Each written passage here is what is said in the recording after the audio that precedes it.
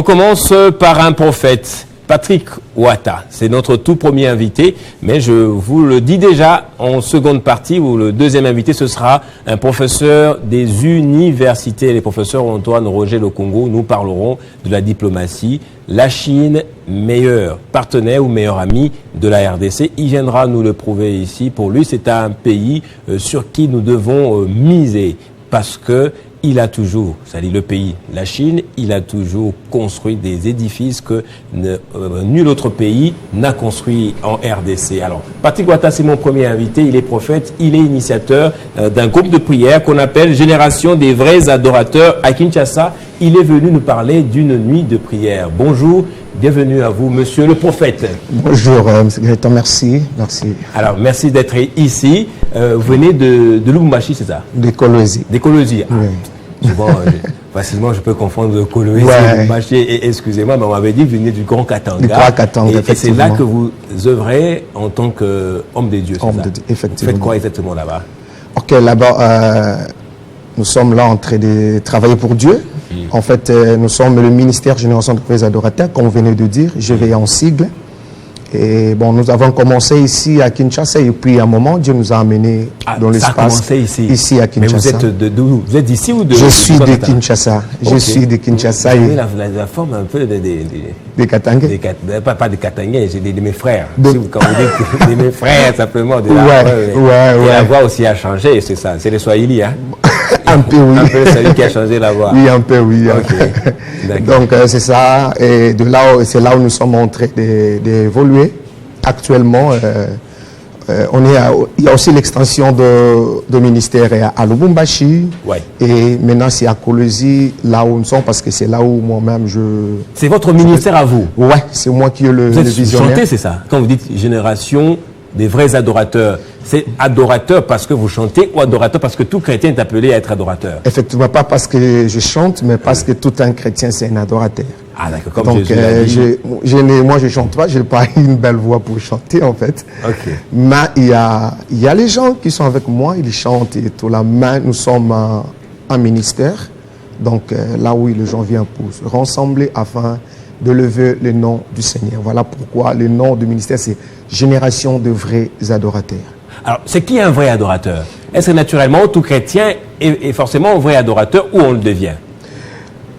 On n'est pas un vrai adorateur, on le devient. Parce que si on était né vrai adorateur, même Dieu lui-même, il n'allait pas nous demander ça dans la Bible. Quand vous lisez dans le livre de Jean chapitre 4, 24, la Bible a dit « L'heure vient, elle est déjà venue où le vrai adorateur adoreront le Père en esprit et en vérité. » Vous voyez, là, c'est Dieu, lui, qui est entré, en fait, de parler, de chercher des vrais adorateurs. Donc, parce que l'adoration, c'est toute une vie.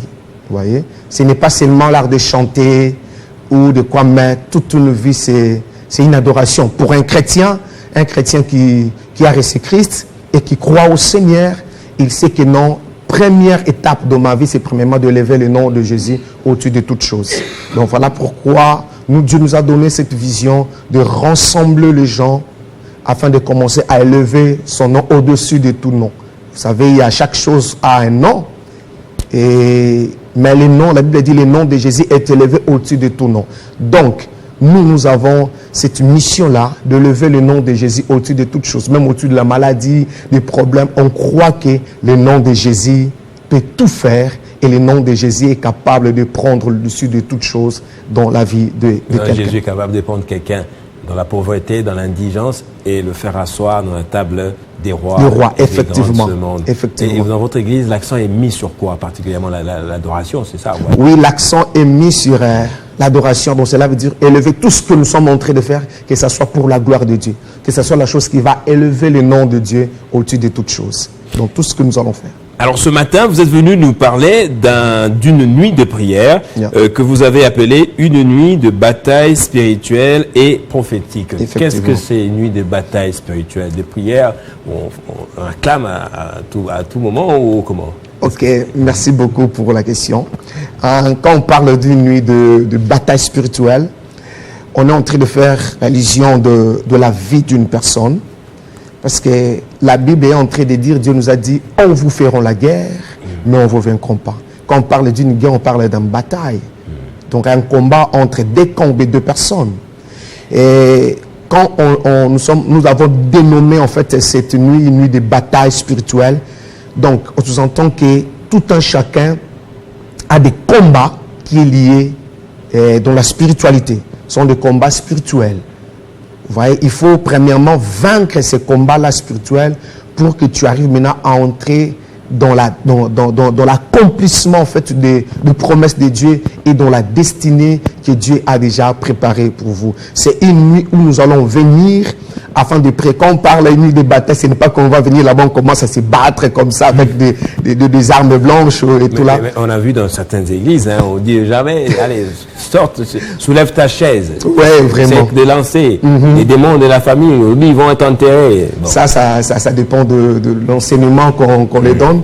Mais quand on parle d'une nuit de bataille sur le plan spirituel, on ne combat pas avec de matériaux physiques, les armes physiques. Ouais. Donc, ce sont des armes spirituelles. Donc, les armes spirituelles, premièrement, c'est la prière. Tu vois, les armes spirituelles, premièrement, c'est la prière. Et on peut associer avec le main, quand on veut dire, parce que vous savez, nos mains, c'est aussi une arme efficace que Dieu utilise pour renverser aussi le diable. Les mains, ça. Ouais, tu peux commencer à prier en claquant les mains comme ça. Tu peux aussi libérer quelque chose. Okay. Dieu a dit cela. Il a dit à Josué devant le mirail de Jéricho. Il a dit, vous n'allez pas prier, vous allez seulement commencer à battre le main. Okay. Vous allez commencer à battre le main et le 7e jour, le mirail était tombé. Mais c'était pour un cas précis, non? Ils ont contourné 7 fois. Pourquoi les gens contournent aussi 7 fois quelque chose? Non, je suis simplement en train de vous expliquer que c'est que Dieu peut faire quand nous sommes entrés dans une nuit quand nous sommes nous sommes entrés dans une phase de bataille.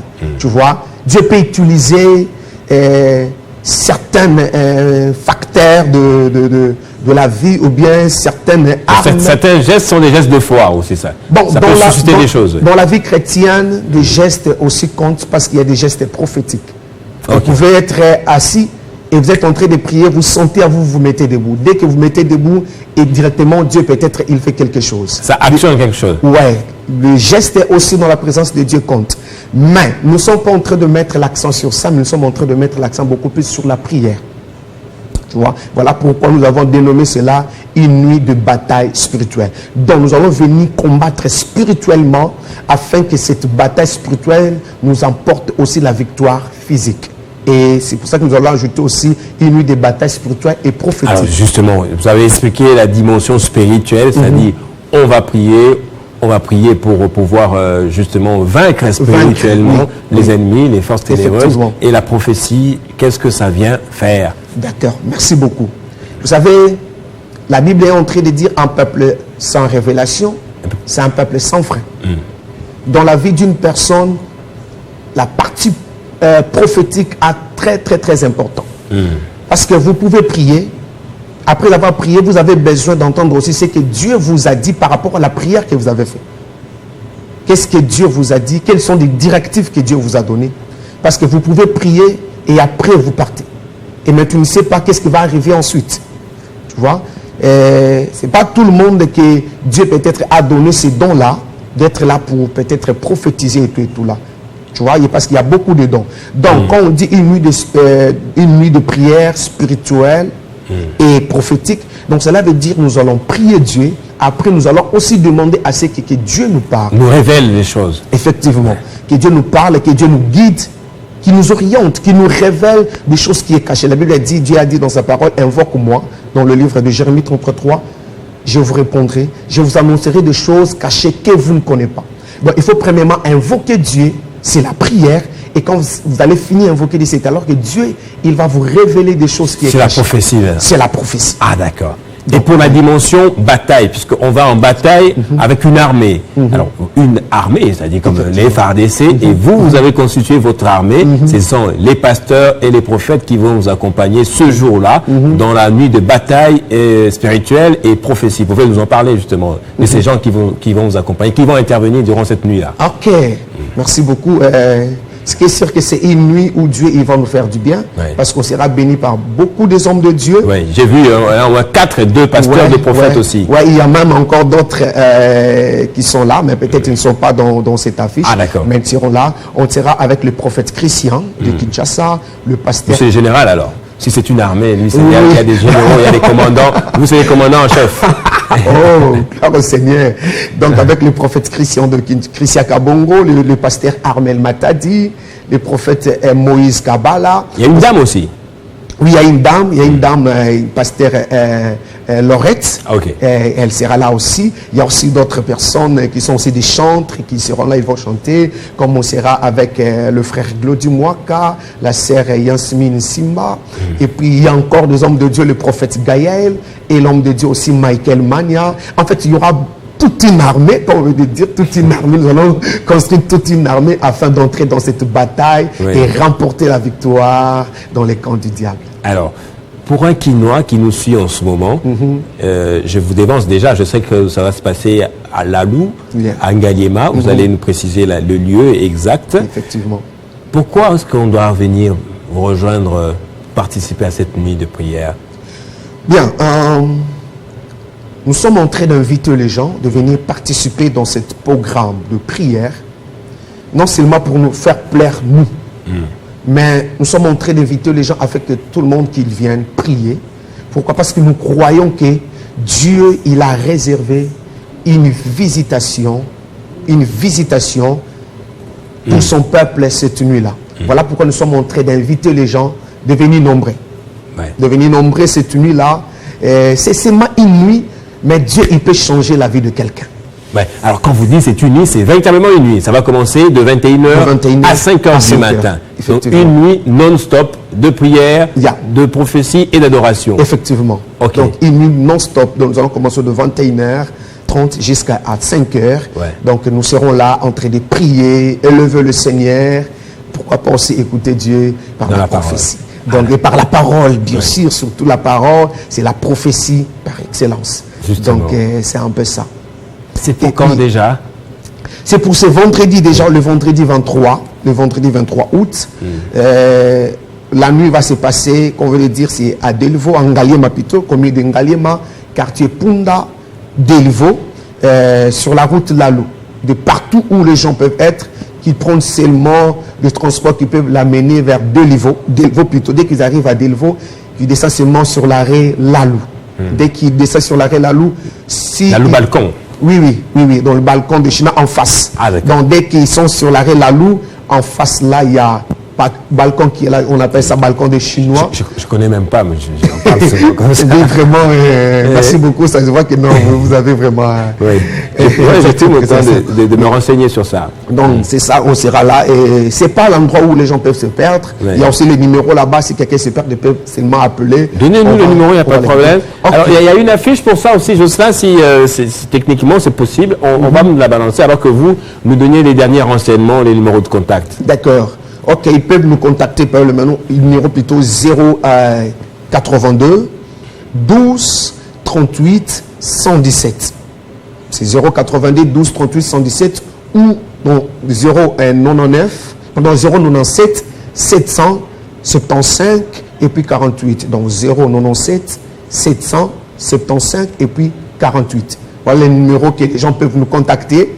D'ailleurs, là, c'est dès qu'ils nous contactent avec ce numéro-là, ils vont nous prendre facilement et puis on va les guider jusqu'à l'endroit où nous allons passer une nuit exceptionnelle avec Dieu et avec le Saint-Esprit.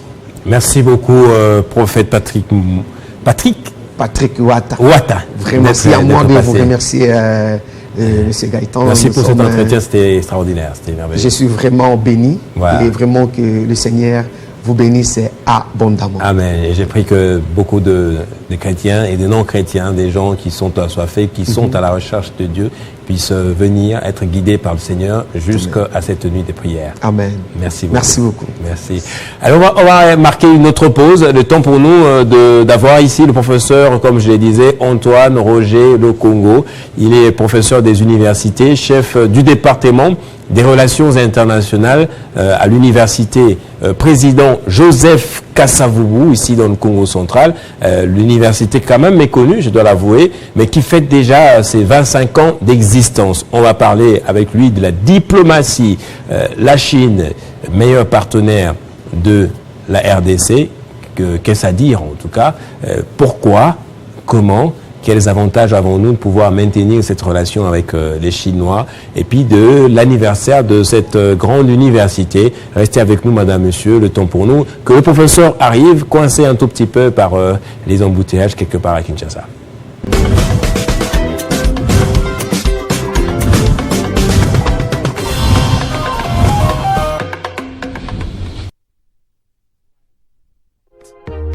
Télé 50, simplement congolais.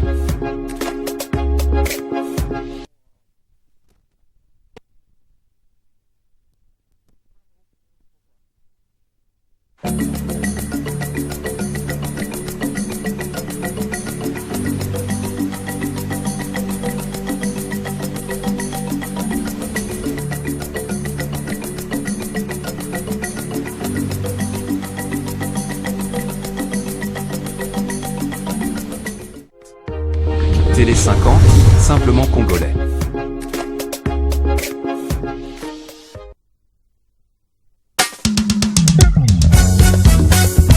La stabilité.